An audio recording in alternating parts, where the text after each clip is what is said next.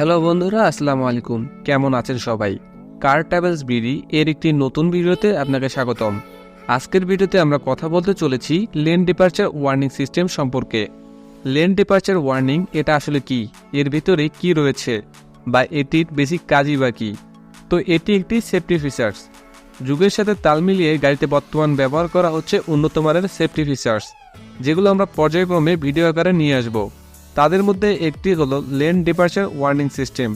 তো lane departure আসলে কি? স্বাভাবিকভাবে যদি মনে করেন, তাহলে লেন বলতে আমরা সাধারণত বুঝি দুপাশের দুটি সাদা দাগ এবং মাঝখান দিয়ে আমরা যে যাতায়াত করি, এটি একটি লেন্থ।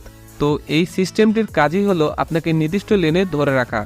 এই সিস্টেমটি আপনাকে আপনার লেন থেকে অন্য লেনে যেতে বাধা প্রদান করবে। তো আমরা লেন ডিপারচার ওয়ার্নিংয়ের ভিতরে কি কি রয়েছে তা বিস্তারিত দেখব।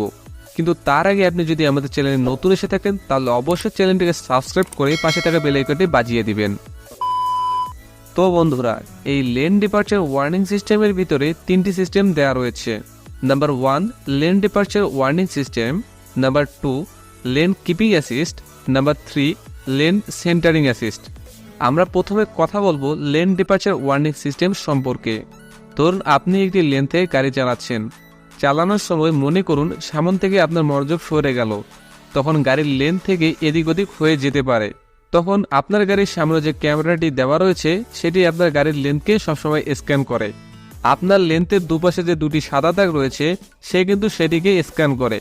এতে করে কি হয়, সেন্সর এটা ধরে নেয় যে গাড়ি এই দুটি লেনের মাঝ দিয়ে চালাতে হবে, আর গাড়িকে লেন্থের এদিকে বা ওদিকে নেওয়া যাবে না।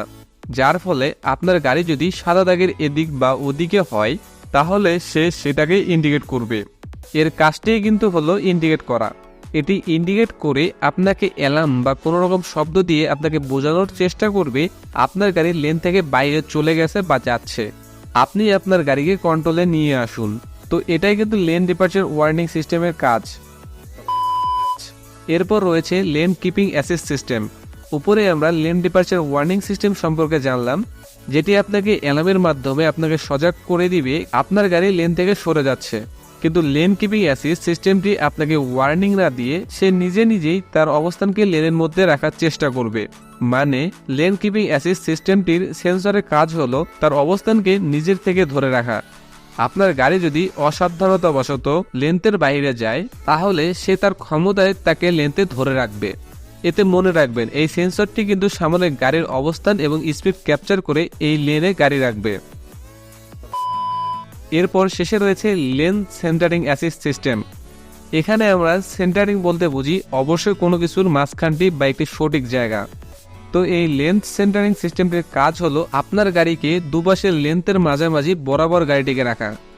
আপনার গাড়ির সাদা অংশ থেকে দুপাশের সমান জায়গা রেখে গাড়িকে একদম মিডিল দিয়ে চলাচল করবে। তো এটাই হলো লেন সেন্টারিং অ্যাসিস্টের কাজ। আশা করছি আপনারা এই তিনটি সিস্টেম সম্পর্কে খুব ভালোভাবে বুঝেছেন।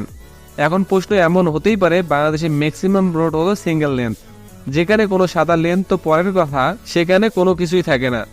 রাস্তা ভাঙা চূড়া, এমনকি রাস্তায় ময়লা আবর্জনা ফেলে রাখা, খড় শুকানো ইত্যাদি অনেক বিষয় রয়েছে। তো এই সিস্টেমটি এখানে কিভাবে কাজ করবে? তো দুঃখের সঙ্গে বলতেছি ভাই, এই সিস্টেমটি বাংলাদেশে যথাযথভাবে কাজ করে না।